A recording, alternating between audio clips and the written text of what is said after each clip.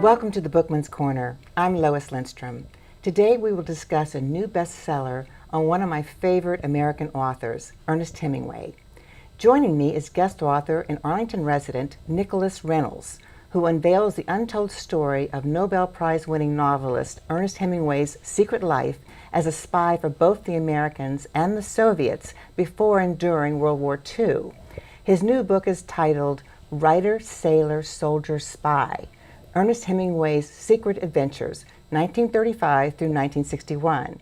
Welcome to our show. Thank you. It's great to be here. Great to have you. And to quote Publishers Weekly, the book we will feature today is a thoroughly researched exploration of Hemingway's military adventures.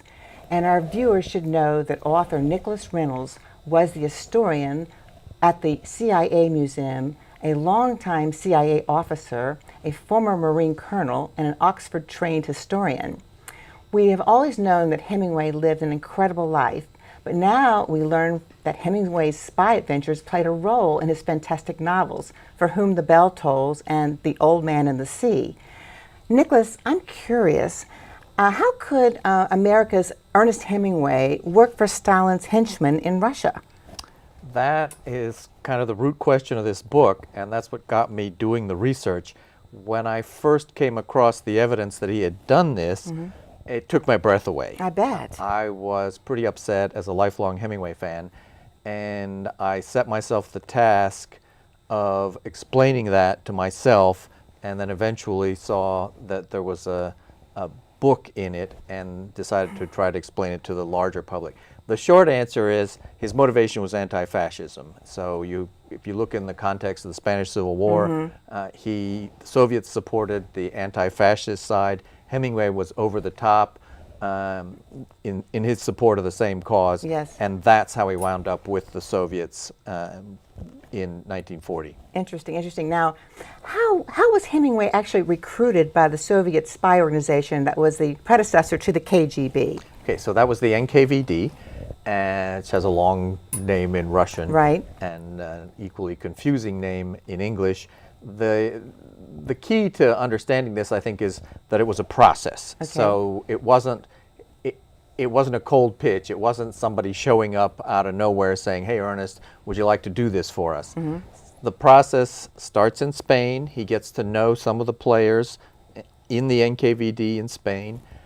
That eventually leads to an introduction to one of their principal recruiters on the East Coast of the United States, and that man's name was Jacob Golos. Golos and Hemingway have a few meetings, and in the course of their meetings, Golos says, "Would you like to make our relationship a little more formal? Would you like to work with us or for us?" We don't know the exact word. Hemingway would have thought with. Golos would have thought for. Was Golos a drinking buddy? Was he? Golos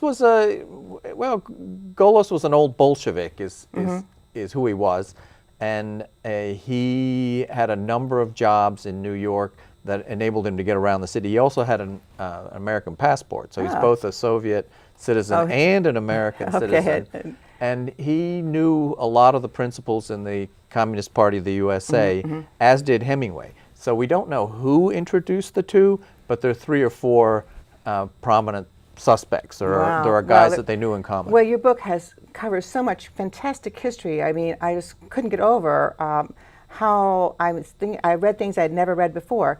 Hemingway must be one of the most written about American authors. I mean, what's new in your book compared to the others? So what I've done is take the root fact, which is, or the most important fact, the salient fact, is his agreement to work with the Soviets. And I've built a story forward and back on that, and I see a narrative arc that goes from 1935 to 1961. But in your book, I mean, Hemingway keeps saying, "I'm not a communist. I'm not a communist." He's not a communist. He's an anti-fascist. So it's a little bit like it's like politics in the United States. You know, you have people who have radically different views, but they get together on some issue and work together. He is just so.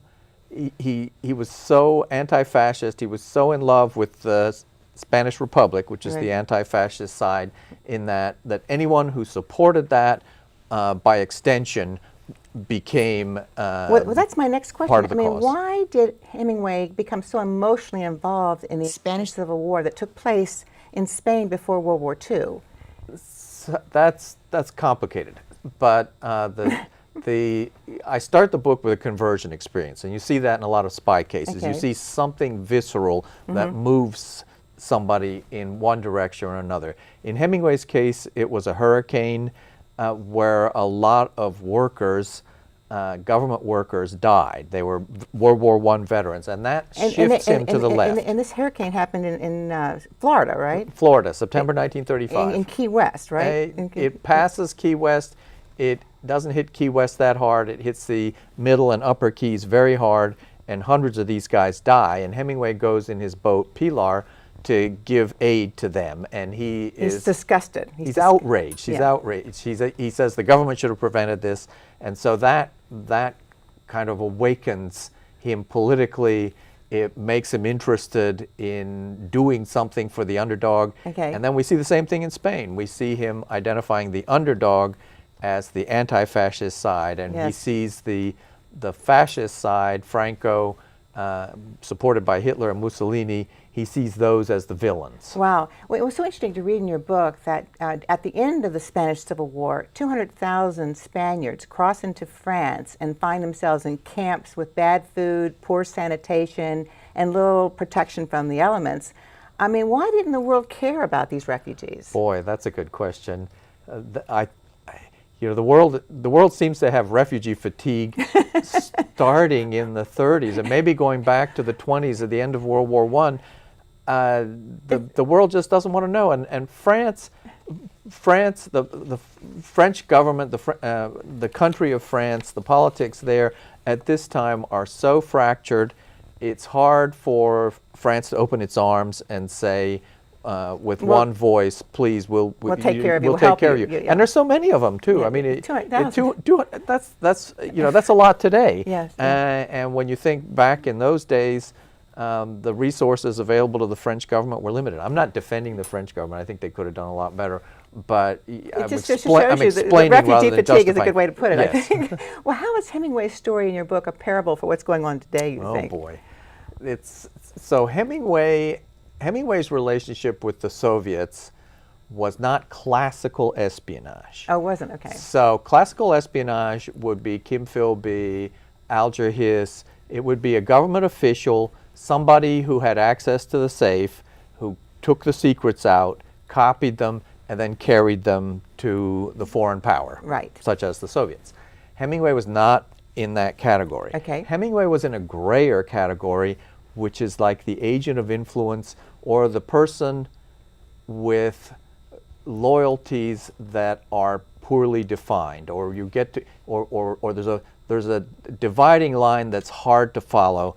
When is Hemingway has a relationship with the U.S. government, he has a relationship with the Soviet government. When is he speaking for whom? And when is he speaking for Hemingway? He's just giving information out, right? Basically, he's just telling people what they want to hear, right? It gets, like I say, it's a very murky thing. What he's doing. So what did the Soviets want from a guy like Hemingway? They wanted him. They wanted to hear his opinions. It was a little bit like hiring a consultant, except no money ever changed hands. He Okay. never took any money from the Soviets. Okay. So they wanted to hear him explain what was going on. Okay. And they wanted him to introduce them to people. Okay. They wanted him to influence people to a certain extent. Perhaps they wanted him to be a surrogate. If they couldn't go talk to somebody, perhaps he could go talk to somebody. He never really got into these roles after the formal recruitment. He had done things like that Yeah. with and for the Soviets in Spain. But once he was recruited, I think he had buyer's remorse early on. Yes, and and you write that. back. You write that in the book. He had a little bit of buyer's remorse. Yeah. He stepped back from that role. Well, what do you think? What do you think Hemingway's view was on war? I mean, did he think it came about because leaders were ill prepared for it? I mean, what do you think? How do you think it came about? War. What did he think about that? There's a definite ill prepared. He criticizes the United States for not being prepared for war, especially in 1940, 41. Thereabouts. He said that the United States should always expect. You should expect war, right? I mean, Well, he thought the United States should be prepared to fight fascism. Okay. should be prepared to fight principally Nazi Germany and also Japan. And he goes to Pearl Harbor and he looks at the ships all lined up and he says, you know, this could end very badly. Yes. So his feelings about war are you can write another book. book. I can write another book. There've been a couple great books on that very topic. Yeah. He has deeply mixed feelings about war. It's Yes. wrong to say Hemingway hates war and just leave it at that. So Right, there's part of him that hates war. There's part of him that's fascinated by it.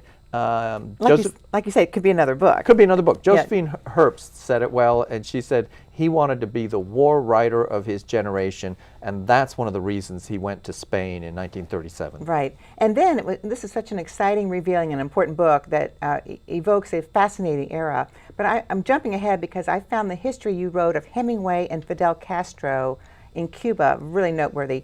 Fidel Castro actually won first prize in Hemingway's fishing contest in Cuba. Did Hemingway ever realize that Castro's anti-American rhetoric was over the top and he was a threat to Americans and American companies? He does, and it troubles him because he's torn between being an American citizen and an expatriate in Cuba. More than once, he describes himself as a Cuban, and Fidel Castro. He liked Castro, who initially was not identified as a communist. That's right. So he was very troubled by Castro's extremism once Castro started pointing the finger at particular American companies, confiscating companies, criticizing the American government. But he wasn't very upset about all these shooting squads killing Cubans. I mean, there was a huge number of people being murdered. That's true. So Hemingway's view about that, and he said it in an interview with a journalist called Emmett Watson, was that Castro was running essentially revolutionary courts-martial, Yes. and these were criminals from the former regime. But a lot of that's not exactly due process as most of us understand it here in the United States. Exactly.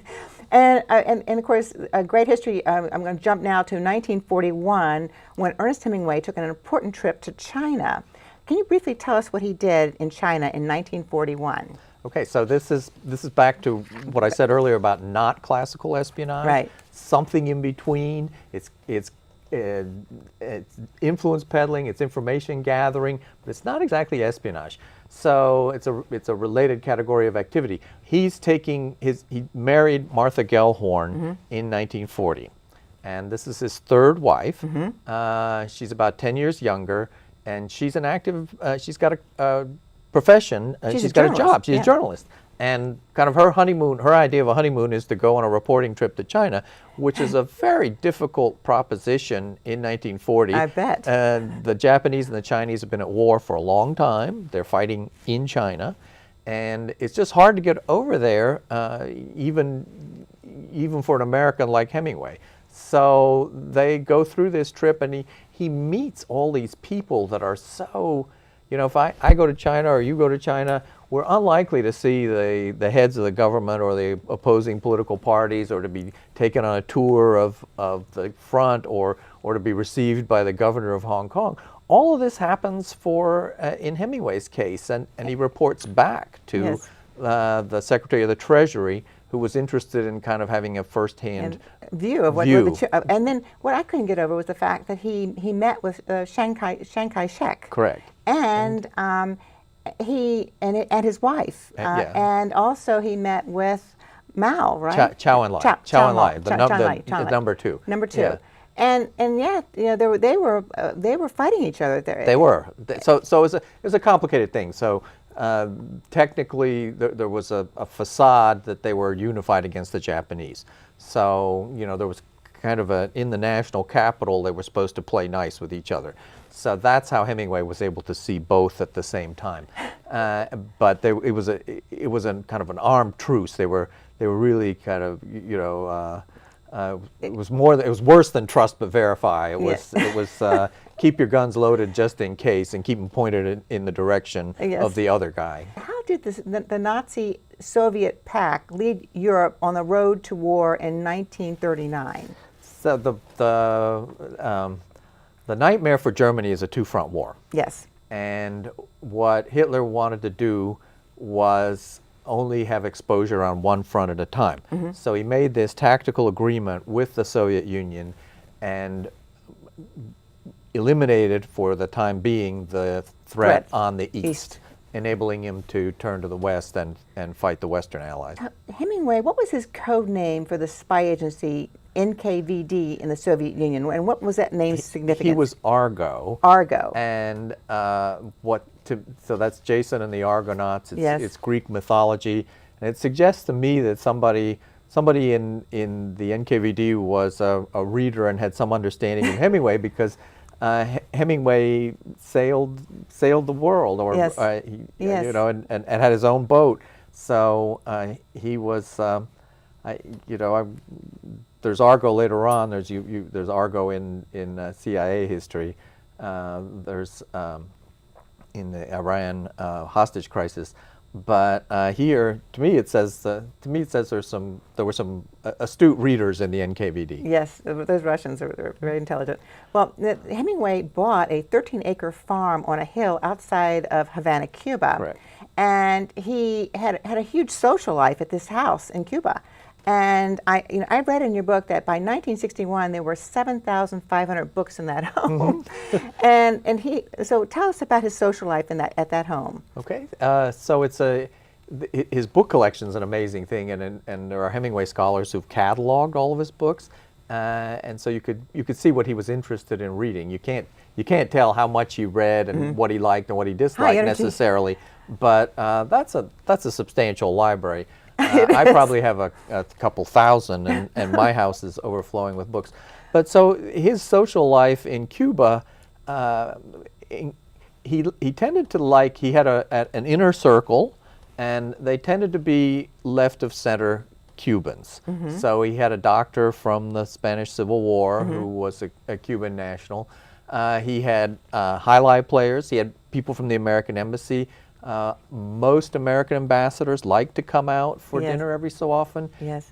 He had mid-level career diplomats. And he served fresh fish that he caught, right? Correct, sure. And he had prominent journalists and literary figures, and Ava Gardner came and famously swam naked in Hemingway's pool. There are no pictures of that event. Darn.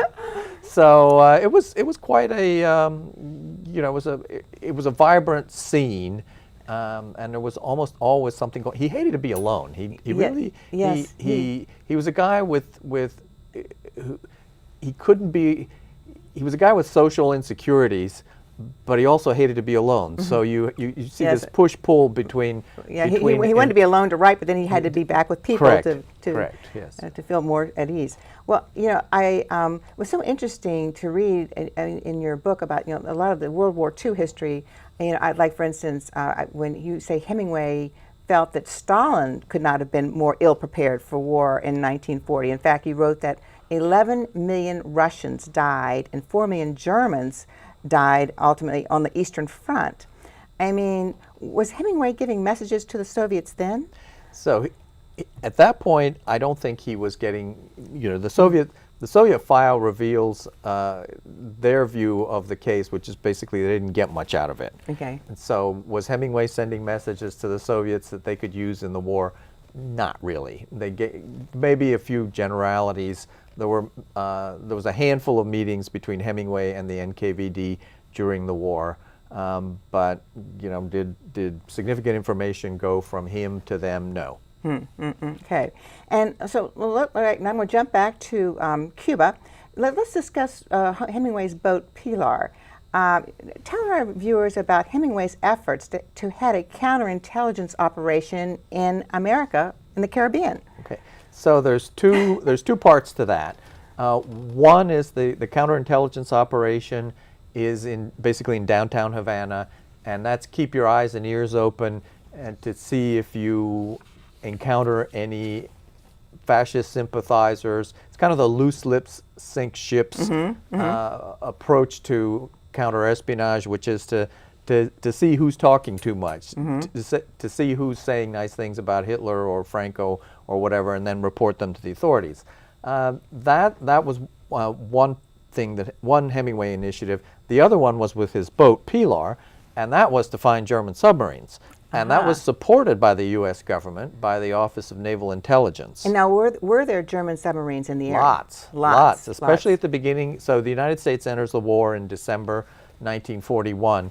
And after that, you see German submarines up and down the East Coast and in the Caribbean. If you look at a map, you'll see the channel to the Caribbean goes north between Key West and Cuba and passes close to Havana. So that's Hemingway territory, and his boat patrolled that territory, and they heard German submarines. They saw, and then they reported. They reported them. Yes. So he really did do a lot. He made a contribution. Made a contribution. Yeah. And so it was interesting that a Russian Soviet actually went to Cuba in 1943 to talk to Hemingway. What did he learn? Did he? Not much. So the pattern was basically for the Soviets, the NKVD, to recontact Hemingway and say, when are you going to get busy? You know, in 1940 you said you would work with us, you would help us, and now we're waiting. You know, when are you going to do it? And Hemingway, according to the Soviet record, said, glad to see you. Of course, I will help you as much as I can. And I'm going to get on it tomorrow. Okay, that's right. And tomorrow never came. That's market. Well, and of course, in late 1943, Hemingway becomes a war correspondent and moves into the Mayfair Hotel in London, which was both luxurious and bomb-proof. And there he meets Mary Welch, a war correspondent from Minnesota. So this is she becomes wife number 4. So he's still married to number 3, who's Gelcorn. And then in the spring of 1944, Mary and Ernest become an item, and then they go to France together, basically. And they're, it's a fascinating story. So there's a little bit of fighting on the front. There's a little bit of paramilitary activity. There's a little bit of espionage. It's gathering tactical intelligence. Hemingway does a good job of that for the U.S. forces.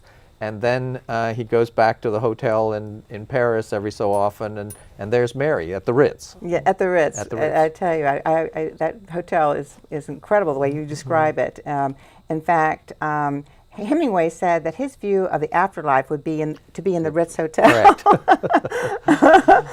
Well, what was that hotel like? Can you describe? So I should have gone to Paris to go see the Ritz. Yes. I did go to London to see the hotel that he was in London. The Ritz, to me, in pictures, looks like a little castle, a little chateau, and has a very fancy exterior and interior.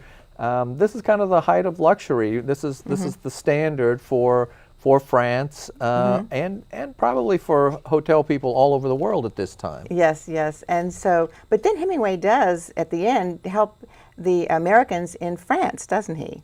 He meets the head of OSS by chance on the battlefield, who's from Virginia, essentially, and his papers are down in Richmond. And they have a kind of an informal alliance to work together outside Paris, gathering information about the Germans, and then advancing. Hemingway is just high energy, isn't he? It's amazing. I mean, I get tired reading about him. Every page I can't believe he's doing this. Now he's doing this. Yeah. And then, of course, it was interesting to read about the U.S. House of Representatives Committee of Un-American Activities when Elizabeth Bentley testifies in the early 1950s about the number of spies that she proceeds to name is breathtaking, as is written in your book. It is. But Hemingway's name is not listed. Hemingway's name does not pass her lips. So if we go back a few minutes in our conversation, we talked about Jacob Golos as the recruiter for Hemingway. Golos's lover is Elizabeth Bentley. Golos dies in November 1943 on Thanksgiving Day, and then Bentley starts on a internal voyage, internal to Bentley, that winds her up talking to the FBI and then to the House Un-American Activities Committee. And basically she talks about all of the spies that she knew that Golos had recruited. And Hemingway had to be sitting on the edge of his seat, wondering, can you imagine Golos? So Golos goes to dinner with Hemingway, comes back, and he was sharing an apartment with Bentley. He would have had to have superhuman control not to say, You won't believe who I signed up today. And apparently he did, because Bentley, everyone who's looked at Bentley has concluded that Bentley told everything she knew. Amazing. And she wasn't shy about naming names, and she named some very famous people who were very angry, or very prominent people. Oh my goodness. Well, you know, you wrote that at the end of World War II did not deliver a peace dividend. By August 1949, the Soviets had tested its first atomic bomb, the communists had taken China, and North Korea had invaded South Korea. So how did Hemingway react to these events? Hemingway and Henry Wallace and Eleanor Roosevelt were left of center in American politics, so they were inclined to give the Soviets the benefit of the doubt. Okay. But not so the rest of the American political scene. And Hemingway basically seems to have decided to keep a low profile in the 1950s. He was aware that his views were left of center and that the rest of the country wasn't there. So basically, he toned down his political views. Well, I have to say, you know, Hemingway, it was all great until the very end of your book, because he has great depression, doesn't he? He does. And he has physical ailments. And so what happens to him at the end? The way I see, and I'm not alone in this, as the 50s go on, the 1950s go on, all of these pressures start to build up. So they're cascading. So one on top of the other. There's the depression that's been around for years.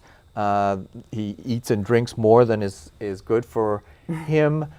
He has bad luck. He hits his head more than once. Concussions. He has concussions. He has yes. concussions. Yeah. And then there's the political issues that we've talked about earlier. Made him very upset. The tension between Cuba and the United States. Yes. And then there's his inability to write.